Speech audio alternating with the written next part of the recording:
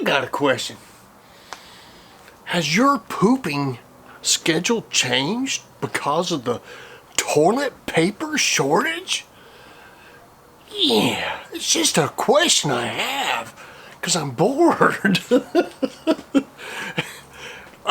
We always keep 60 rolls stored up for prepping. We do a lot of prepping stuff. But, you know, it's weird.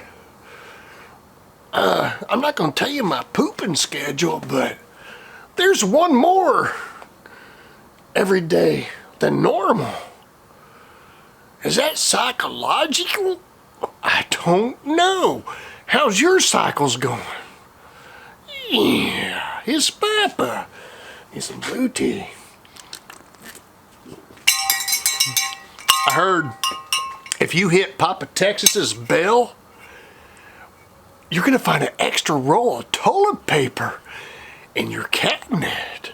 Yeah, it's Papa Texas, making those ribeyes tomorrow, and the video comes out soon. I'm just trying to entertain you. Yeah, y'all stay safe, stay apart. Elbow, yeah. Me and my wife used to do a high five when we went to bed. Now we do a